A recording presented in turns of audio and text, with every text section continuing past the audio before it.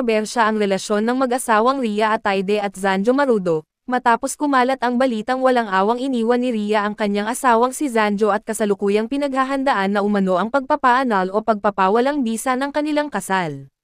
Sa kabila ng mga larawan nilang puno ng ngiti at pagmamahala na madalas i-post sa social media, tila hindi na may tatago ni Ria Ataide ang matinding bigat na kanyang dinadala sa loob ng kanilang pagsasama.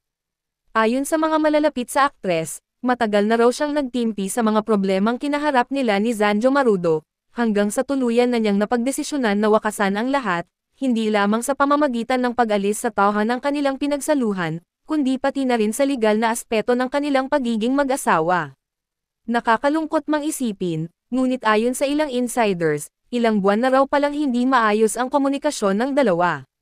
Madalas daw na nagkakaroon ng pag-aaway at hindi pagkakaintindihan sa pagitan nila, lalo na't pareho silang abala sa kani-kanilang mga proyekto.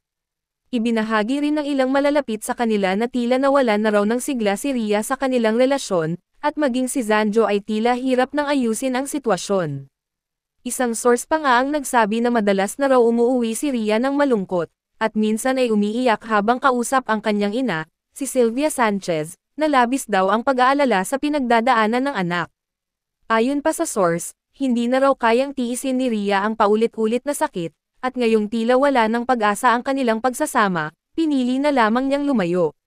Samantala, si Zanjo Marudo, na dati kilala sa kanyang pagiging tahimik at kalmado, ay nakikitang tila wasak at nawalan ng direksyon sa mga nakalipas na araw. Ayon sa ilang kakilala, madalas daw itong nagkukulong sa bahay, nagmumuni-muni, at halos hindi makausap ng maayos. Nakakaawa raw ang aktor sa kanyang kalagayan dahil hindi umano niya inasahang magwawakas ng ganito ang relasyong minsang itinuring niyang pinakamasaya sa kanyang buhay. Habang ang mga tagahanga naman ng dalawa ay hindi maitago ang kanilang pagkabigla at panghihinayang.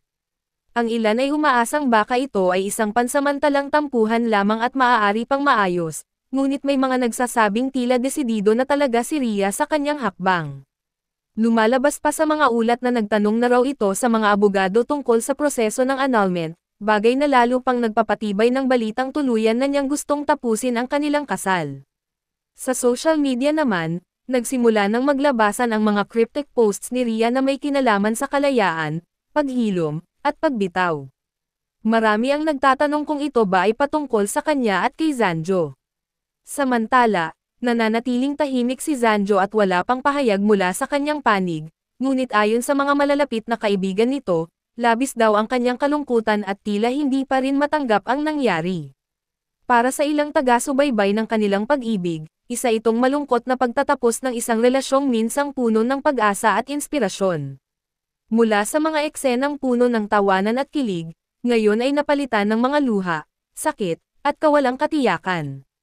Ngunit ayon sa ilan, marahil ito ay bahagi ng kanilang individual na paglalakbay, na minsan, kahit gaano pa kalalim ang pagmamahalan, darating pa rin ang sandaling kailangang piliin ang sariling kapayapaan kaysa sa relasyong unti-unting nawawala ang saysay.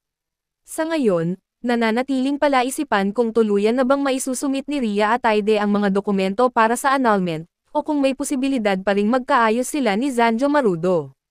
Ngunit sa likod ng lahat ng ito, iisa lang ang malinaw, ang puso ni Ria ay pagod na, at si Zanjo naman ay patuloy na naghihintay at umaasa sa isang himala na muling magbabalik ang dating pagmamahalan nila.